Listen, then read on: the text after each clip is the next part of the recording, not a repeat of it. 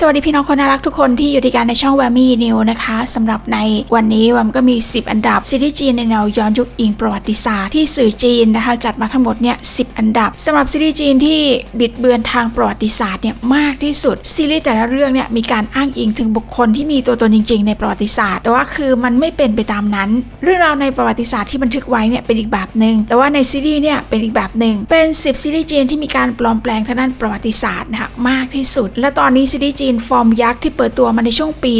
2026 ที่กำลังได้รับความสนใจอย่างมากแล้วแอมก็ติดตามดูไว้ได้2 EP สุดจริงๆพี่น้องนั่นคือซีรีส์จีนเรื่องคมดาบสยบพิภพหรือว่า Swords into Plowsharesสำหรับชื่อภาษาอังกฤษนำแสดงโดยไปหวีโจหวีถงคาจูย่าเหวินหวีเฮาหมิงตงหยงตอนนี้คมดาบสยบพิภพกำลังได้รับการพูดถึงอย่างมากมายสำหรับในประเทศจีนแล้วสื่อก็ยกย่องด้วยนะคะว่าเป็นซีรีส์ในแนวประวัติศาสตร์ย้อนยุคที่มันหาได้ยากจริงๆในช่วงไม่กี่ปีที่ผ่านมามันเป็นความสมดุลค่ะระหว่างความบันเทิงและก็ข้อเท็จจริงทางประวัติศาสตร์ในปีก่อนหน้านี้ก็มีซีรีส์จีนหลายเรื่องค่ะที่สร้างจากบุคคลในประวัติศาสตร์นะคะแต่ว่าพวกเขาก็ถูกบ่นว่ามีความบิดเบือนทางประวัติศาสตร์ชาวเน็ตเนี่ยก็มีการแบบต่อว่าด้วยส่วนจะมีซีรีส์จีนเรื่องอะไรกันบ้างนั้นอีกสักครู่หนึ่งเดี๋ยวเราไปติดตามชมไปด้วยกันนะคะอันดับที่10ซีรีส์จีนเรื่องยอดกวีคู่แผ่นดินหรือว่า Song of Phoenix เป็นเรื่องราวของซุยหยวนนะคะที่ปรึกษาคนสำคัญของชูหวยหวางฮ่องเต้แคว้นชูแล้วเขาก็ได้พบรักกับท่าสาวที่ชื่อว่าม่อโฉแม้ว่าจะเป็นรักต่างชนชั้นนะคะอุปสรรคก็ไม่อาจจะขวางกั้นความรักของคนทั้งสองได้ขณะที่ทำหน้าที่เป็นที่ปรึกษาฮ่องเต้ซีหยวนนะคะได้คอยเตือนฮ่องเต้ให้ระวังแคว้นฉินที่พยายามจะรุกรานแผ่นดินแต่ว่าคุณนางบางส่วนกลับใส่ร้ายเขาจนทำให้เขานั้นต้องถูกเนรเทศออกนอกเมืองส่วนเรื่องราวจะเป็นยังไงนะคะพี่น้องก็ติดตามรับชมกันได้แวมเชื่อแน่ว่าหลายๆคนดูซีรีส์จีนเรื่องนี้ไปแล้วออนแอร์ในช่วงปี 2017 นะคะช่วงเดือนเมษายนความยาวทั้งหมด72 EP ด้วยกันยาวมากๆเพลงของเรื่องนะคะก็คือหมาเคอรับบทบาทเป็นซุยหยวนจ้างซินอีค่ะบทบาทของม่อโฉมีอี้หยางเซินซีด้วยนะคะเมเบอร์ของ TF Boys เนี่ยรับบทบาทเป็นซุยหยวนในวัยเด็กซีรีส์จีนเรื่องนี้ก็ถือว่าเป็นซีรีส์จีนที่ฟอร์มยักษ์แต่ว่าคะแนนวิจารณ์ที่โตปานั้นแย่มากๆค่ะอยู่ที่ 3.3 เท่านั้นสำหรับพระเอกของเรื่องและก็เนื้อเรื่องเขาก็บอกว่ามันมีการเบี่ยงเบนไปจากข้อเท็จจริงทางประวัติศาสตร์อย่างมากๆเลยภายใต้ทิศทางของละครในแนวประวัติศาสตร์นะคะที่แสดงบุคคลที่มีตัวตนอยู่จริงๆเนี่ยที่พูดถึงความรักอย่างสุ่มสี่สุ่มห้าเพลงของเรื่องนะคะที่แสดงออกมาเนี่ยมันเหมือนเป็นภาพเชิงลบของบุคลิกที่มันหยิ่งพยองแล้วก็ในหัวเนี่ยเหมือนมีแต่ความรักเหมือนเป็นการปลอมตัวละครขึ้นมาและทักษะการแสดงของพระเอกในเรื่องนี้ก็เป็นอะไรที่น่าอึดอัดอันนี้คือตามบทวิเคราะห์นะคะแล้วโครงเรื่องเนี่ยก็ยืดเยื้อทำให้แบบไม่อยากจะดูยืนอันดับที่10ค่ะสำหรับยอดกวีคู่แผ่นดินออนแอร์ในช่วงวันที่6กรกฎาคมปี 2565 ค่ะหมาเคอนะคะเป็นพระเอกบทบาทของซีหยวนประกบกับนางเอกที่ชื่อว่าจางซินวีบทบาทของม่อโฉตรงนี้แวมก็ยังไม่เคยดูเหมือนกันนะคะซีรีส์เรื่องนี้แต่ว่าสื่อจีนบอกว่ามันมีการบิดเบือนทางประวัติศาสตร์จีนเนี่ยมากเกินไปอันดับที่9จูล่งเทพเจ้าสงครามเป็นซีรีส์ที่ออนแอร์ในช่วงปี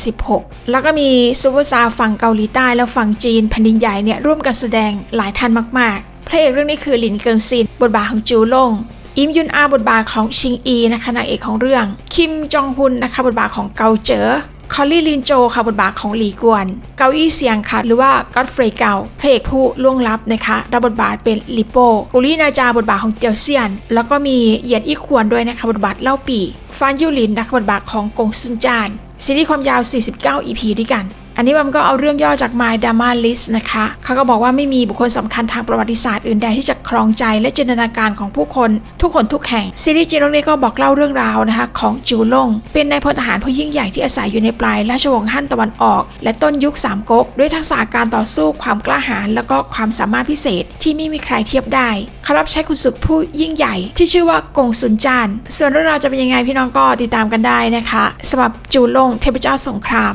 คือสื่อจีนเนี่ยก็วิเคราะห์ออกมานะคะว่าตอนแรกเนี่ยที่ซีรีส์จีนออนแอร์มันก็เต็มด้วยความรู้สึกแบบอึดอัดในการดูแล้วก็คิดว่ามันเป็นซีรีส์ในแนวอิงประวัติศาสตร์เพราะว่าชื่อของตัวละครเนี่ยมีอยู่ในประวัติศาสตร์จริงๆแต่ผลที่ได้เนี่ยสำหรับการดูละครคือมันความรู้สึกมันแย่มากๆด้วยพล็อตเรื่องที่ไม่ดีด้วยทักษะการแสดงของนักแสดงก็ไม่ดีและดวงตาของนักแสดงเนี่ยก็สื่ออะไรออกมาไม่ได้คะแนนวิจารณ์ที่โต้ป้านเนี่ยอยู่ที่ 4.2 เท่านั้นทั้งที่มันเป็นซีรีส์ที่ฟอร์มยักษ์แล้วก็จัดทัพนักแสดงมาแบบจัดเต็มทั้งฝั่งเกาหลีและฝั่งจีนแผ่นดินใหญ่อันดับที่9ค่ะจูล่งเทพเจ้าสงคราม อันดับที่8ค่ะซีรีส์เรื่องหมิงไดนาสตีหรือว่าราชวงศ์หมิงอันรุ่งเรืองนำแสดงโดยถังเว่ยค่ะจูย่าเหวินเติ้งเจียเจียนะคะเฉียวเจิ้นอีหวังเซี่ยฉีแล้วก็มีเลจางด้วยค่ะจ่าอี้ชิงเป็นซีรีส์ที่ออนแอร์ในช่วงของเดือนธันวาคมนะคะปี 2019 ยาวมาถึงเดือนมกราคมปี 2020 ซีรีส์จีนที่อลังการงานสร้างเรื่องของคอสตูมมากๆบอกเล่าเรื่องราวของซุนรัวเว่ยทั้งครอบครัวเนี่ยถูกฆ่าตายตามคำสั่งของจักรพรรดิหยงเล่อในช่วงปี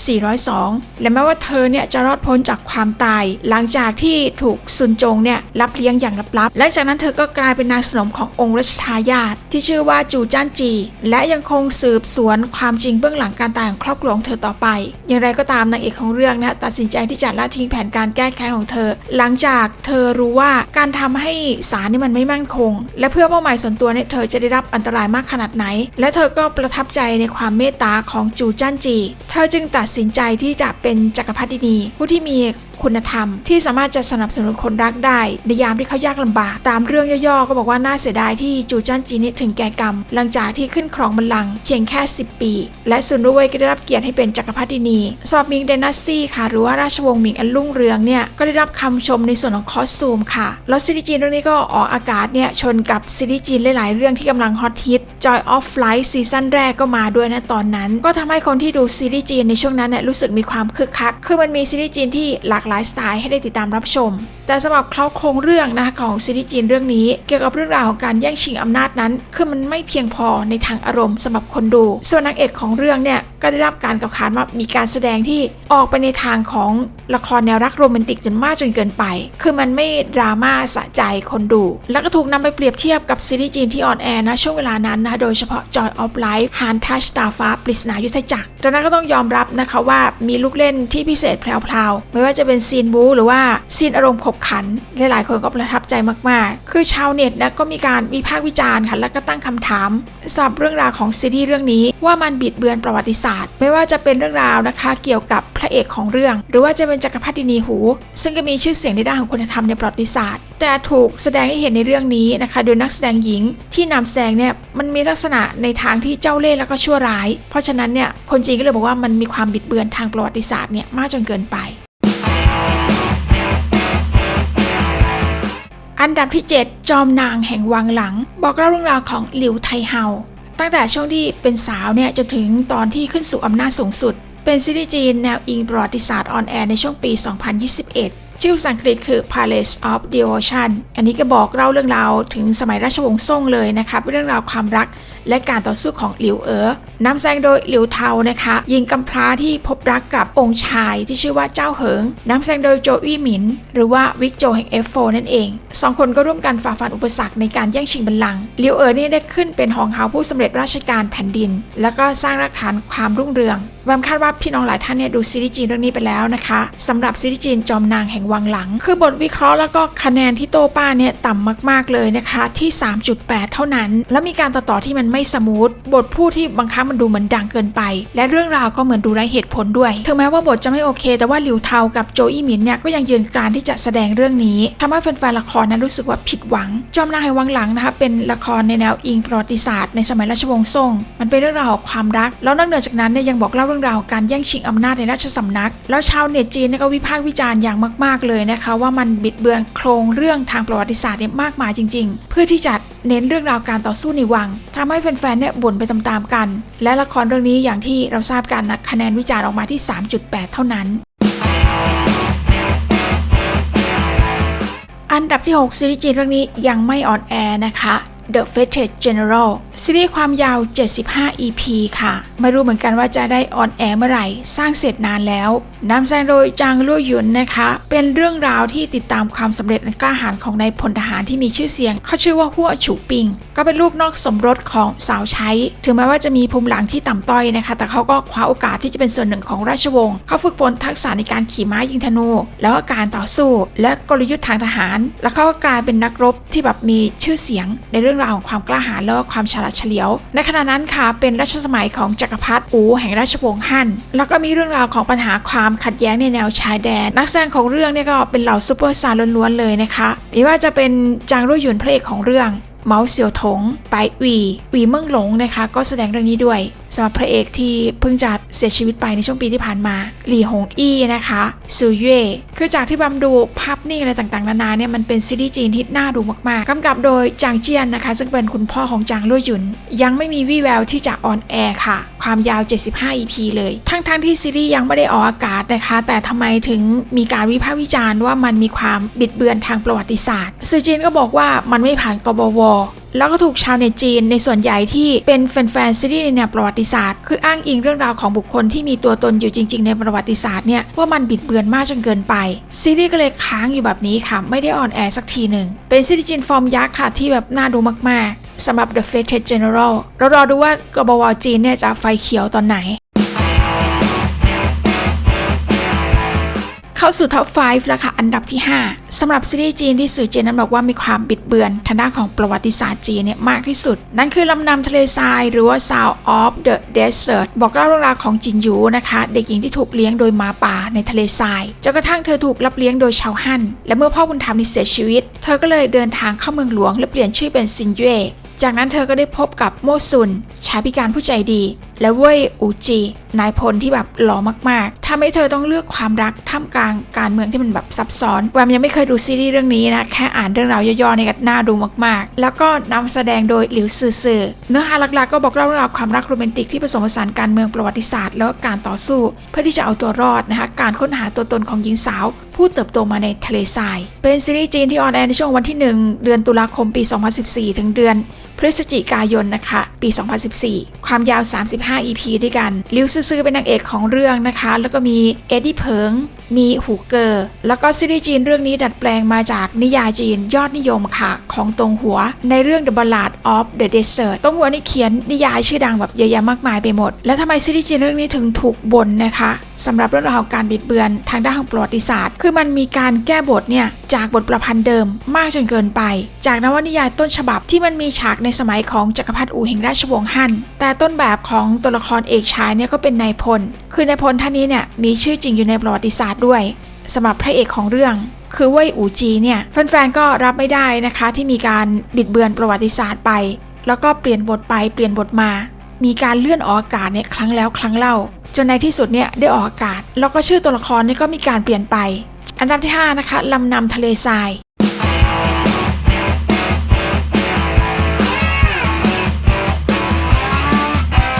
อันดับที่4นะคะ The Legend of Lu Zhen เป็นซีรีส์จีนที่นำแสดงโดยเจ้าลี่อิงค่ะเฉินเสี่ยวถังยี่ซินและนักแสดงสมทบชื่อดังอีกมากมายออนแอร์ในช่วงเดือนพฤษภาคมนะคะปี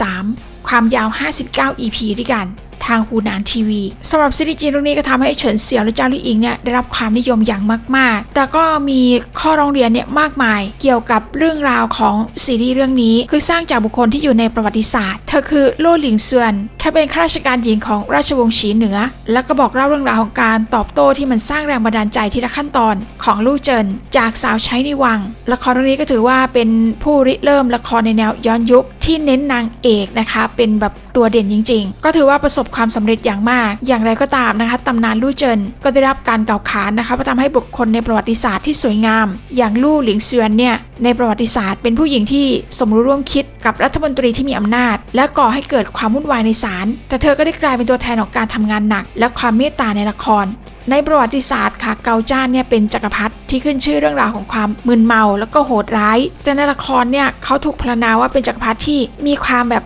รักใคร่ทำงานอย่างหนักเพื่อปกครองแผ่นดินซึ่งทำให้เกิดการอภิปรายอย่างดุเดือดในหมู่ชาวเน็ตนะคะว่ามันบิดเบือนความเป็นจริงจักรพรรดิเกาจ้านซึ่งนำแสดงโดยเฉินเสี่ยวนะคะเรื่องนี้นายเอกของเรื่องแน่นอนที่สุดนะคะลู่เจินนำแสดงโดยเจ้าลี่อิงอันดับที่3นะคะ The Long Ballad หรือว่าชื่อภาษาไทยสตรีหานช้างเกอเป็นซีรีส์จีนฟอร์มยักษ์ที่ออนแอร์ในช่วงปี2021ค่ะนำแสดงโดยซูเปอร์สตาร์เบอร์ต้นของจีนนะคะอย่างตีลื่อเล่อป่าอูเหลยเจ้าลู่ซือหลิวอีหนิงเป็นเรื่องราวของหลี่ช้างเกอนะคะที่นำแสดงโดยตีรี่เล่อป่าเธอมีศักดิ์เป็นจิ้นจู่คือเป็นบุตรสาวของรัชทายาทองค์กรที่ชื่อว่าหลี่เจิ้นเฉิงเธอได้หนีรอดจากการถูกสังหารหมู่ทั้งตระกูลและแม้แต่แม่ของเธอนะคะที่หลี่ฉางเอ๋อเข้าใจว่าถูกทำร้ายโดยอาแท้ๆของเธอหลี่ซื่อหมินน้ำไซเกิ่งเล่อและก็ลูกสาวของหลี่ซื่อหมิน ที่ชื่อว่าหลี่เล่อเยียนนำแสดงโดยเจ้าลู่ซื่อหลี่เล่อเยียนก็สนิทกับหลี่ชางเกออย่างมากๆและถึงแม้ว่าหลี่ชางเกอจะรักอานะคะเหมือนบิดาแท้ๆมากแค่ไหนแต่เธอก็ยังโกรธแค้นเธอก็เปลี่ยนชื่อนะคะและปลอมตัวเองเป็นผู้ชายแล้วก็หลบหนีจากการจับกุมของราชสำนักโดยคนที่ตามจับเธออย่างไม่มีที่สิ้นสุดก็คือเฮาตูนะคะนำแสดงโดยหลิวอีหนิงในระหว่างทางเธอก็ได้พบกับอัซซือเลอร์ซุนนำแสดงโดยอู่เลยพระเอกของเรื่องแวมเชื่อแน่ว่าพี่น้องเนี่ยติดตามรับชมซีรีส์จีนเรื่องนี้แล้วเป็นที่เรียบร้อยนะคะถือว่าเป็นซีรีส์จีนฟอร์มยักษ์อีกเรื่องหนึ่งเลยแล้วก็อยู่ในใจของผู้ชมสำหรับซีรีส์จีนเรื่องนี้ชาวเน็ตก็มีการวิพากษ์วิจารณ์นะคะเพราะว่าเป็นซีรีส์ที่ดัดแปลงมาจากการ์ตูนในชื่อเดียวกันและผลงานต้นฉบับนี้ก็ถูกโจมตีนะคะและแฟนละครบางคนเนี่ยก็เชื่อว่ามันไม่ใช่ละครอิงประวัติศาสตร์แต่มันเป็นเรื่องราวอื่นที่อิงภูมิหลังทางประวัติศาสตร์คือมันดูเหมือนจะเป็นซีรีส์ทางประวัติศาสตร์ละครเรื่องนี้ถึงแม้ว่าจะมีการวิพากษ์วิจารณ์นะคะแต่ก็ได้รับคำชื่นชมด้วยในขณะเดียวกันในส่วนของขั้นตอนการผลิตและเนื้อหาออกมาในค่อนข้างที่จะสง่างามคุณภาพการผลิตเนี่ยยอดเยี่ยมและมุมกล้องก็สวยด้วยถึงแม้ว่าผลงานต้นฉบับเนี่ยจะถูกโจมตีด้วยในขณะที่นำมาสร้างเป็นซีรีส์แต่ว่าแฟนๆเนี่ยก็ยังให้ความนิยมอย่างมากๆและหลายคนเนี่ยยังคงจดจำตัวละครในเรื่องนี้ได้ดีอันดับที่2ค่ะหมี่เยี่ยจอมนางเหนือมังกรเป็นซีรีส์จีนอิงประวัติศาสตร์นะคะบอกเล่าเรื่องราวของหมี่เย่นะคะซึ่งก็เป็นเจ้าหญิงจากรัชชูเธอต้องฝ่าฟันอุปสรรคมากมายค่ะจนก้าวขึ้นสู่ตำแหน่งเสวียนไทเฮาหรือว่าราชินีที่เป็นม่ายคนแรกของประวัติศาสตร์จีนผู้วางรากฐานอันแข็งแกร่งให้กับรัชฉินแวมคิดว่าพี่น้องหลายๆท่านเนี่ยไม่พลาดซีรีส์เรื่องนี้และคิดว่าน่าจะเป็นหนึ่งในดวงใจสำหรับซีรีส์จีนในแนวย้อนยุคด้วยสำหรับเรื่องราวโดยแบบย่อๆนะคะคือเรื่องราวของหมี่เย่คือเป็นเจ้าหญิงที่ต้องเดินทางใช้ชีวิตอย่างยากลำบากจากการแย่งชิงอำนาจในวังหลังของรัชชูต่อมาเธอถูกส่งให้ไปเป็นสนมสินสมรสของพี่สาวที่รัชฉินหมี่เย่ก็ได้รับความโปรดปรานจากพระเจ้าอิงซื่อและก็มีบุตรชายชื่อว่าอิงจี้ทำให้ทุกคนอิจฉาและกลั่นแกล้งเธอถูกกลั่นแกล้งจากพระราชินีและสนมคนอื่นๆและเมื่อกษัตริย์สวรรคตเนี่ยเธอถูกส่งไปเป็นตัวประกันที่รัฐเหยียนเป็นซีรีส์จีนฟอร์มยักษ์อีกเรื่องหนึ่งเลยนะคะคือเน้นบทบาทการต่อสู้ชีวิตของผู้หญิงในยุคสงครามระหว่างรัฐนำแสดงโดยซุนลี่นะคะหลิวเทาคุณอเล็กฟงหวงส่วนซีรีส์ออนแอร์ในช่วงปี 2015 นะคะเดือนพฤศจิกายนความยาว 81 EP ด้วยกันเรามาดูบทวิเคราะห์กันบ้างจากสื่อจีนนะคะว่าทำไมซีรีส์จีนเรื่องนี้ถึงอยู่ในโพลนี้ด้วยสำหรับการบิดเบือนประวัติศาสตร์ของจีนถึงแม้ว่าการให้คะแนนนะคะการติดตามชมของผู้ชมเนี่ยก็คือจะดีมากแต่ว่าคะแนนวิจารณ์ที่โต้ป้าเนี่ยออกมาเพียง 6.2 เท่านั้นและครั้งหนึ่งก็เคยถูกต่อว่าเรื่องราวของประวัติศาสตร์คือใช้จักรพรรดินีฉินเซียนสตรีคนแรกของประวัติศาสตร์จีนที่ได้รับการขนานนามว่าเป็นพระราชินีม่ายเนี่ยเป็นนักแสดงหลักแล้วก็บอกเล่าเรื่องราวของเธอที่แต่งงานในพระราชวังฉินช่วยเหลือกษัตริย์แห่งฉินในฐานะจักรพรรดินีซุนลี่ก็รับบทบาทเด็กสาวที่ไร้เดียงสาจากนั้นก็เป็นราชินีเป็นมารดาแล้วราชินีองค์นี้ก็มีความผัวพันกับผู้ชายเนี่ยถึง3คนด้วยกันนักประวัติศาสตร์บางคนเนี่ยชี้เห็นว่าจริงๆแล้วเนี่ยมันมีความแตกต่างทางอายุกันมากระหว่างหมี่เยี่ยแล้วก็หวงเซี่ยซึ่งนำแสดงโดยคนหวงส่วนหนึ่งในตัวละครชายในประวัติศาสตร์อย่างไรก็ตามค่ะถึงแม้ว่า The Legend of หมี่เยี่ยหรือว่าหมี่เยี่ยจอมนางเหนือมังกรเนี่ยจะถูกต่อว่าเปลี่ยนแปลงเรื่องราวของบทในประวัติศาสตร์เนี่ยมากขนาดไหนแต่ว่าเรตติ้งเนี่ยก็สูงมากจริงๆเป็นหนึ่งในซีรีส์จีนในแนวย้อนยุคอิงประวัติศาสตร์ที่ได้รับความนิยมอย่างมากมายอันดับที่1เป็นซีรีส์จีนที่ออนแอร์ในช่วงปี 2019 ค่ะช่วงต้นปีเลยเดือนมกราคมซีรีส์จีนที่ชื่อว่า The Legend of เฮาหลานเห็นโปสเตอร์เห็นนักแสดงนี่แทบจะเป็นชุดเดียวกันนะคะกับ Story of Yanxi Palace สำหรับเรื่องนี้ค่ะก็เป็นเรื่องราวของสตรีที่ชื่อว่าเฮาหลานนำแสดงโดยอูจินเจียนนะคะเธอต้องฝ่าฟันอุปสรรคเนี่ยนานับประการกว่าที่จะก้าวขึ้นสู่ตำแหน่งสูงสุดแล้วก็กลายเป็นมารดาผู้ให้กำเนิดจักรพรรดิที่ยิ่งใหญ่ของจีนก็คือจินซีฮ่องเต้คือชื่อภาษาไทยนะคะเรื่องนี้คือตำนานมารดาจอมกษัตริย์นำแสดงโดยอูจินเจียนค่ะบทบาทของเฮาหลานเป็นบุตรสาวคนโตของตระกูลหลี่นะคะที่โชคชะตาก็เล่นตลกทำให้ชีวิตตกต่ำมาถูกขายไปเป็นทาสแล้วก็ถูกลอบฆ่าจากบุคคลที่ไว้วางใจมากที่สุดเฮาหลานนี่ก็แกล้งทำเป็นอัปลักษณ์นะคะจนมาพบกับหลี่ปู่เว่ยพ่อค้าที่ยิ่งใหญ่และมีอิทธิพลในแคว้นเจ้าเขาก็ส่งนางเข้าวังเพื่อให้เป็นเครื่องมือไต่เต้าขึ้นสู่อำนาจที่นั่นเธอได้พบกับอี้เหรินนำแสดงโดยคุณเหมาจื่อเจี้ยนค่ะองค์ชายแคว้นฉิน ที่ถูกส่งมาเป็นตัวประกันและคนทั้ง3เนี่ยกลายเป็นสหายร่วมฝ่าฟันอุปสรรคในวังหลวงพร้อมกับนำทางเพื่อให้อี้เหรินได้กลับสู่แคว้นฉินแล้วก็ส่งห้าวหลานก้าวสู่จุดสูงสุดบนบัลลังก์อย่างยิ่งใหญ่แล้วก็มีความปลอดภัยในแคว้นฉินสื่อจีนก็มีการวิเคราะห์กันนะคะทำไมซีรีส์จีนเรื่องนี้เนี่ยถึงถูกวิพากษ์วิจารณ์ว่ามีความบิดเบือนในส่วนของประวัติศาสตร์เนี่ยมันมากเกินไป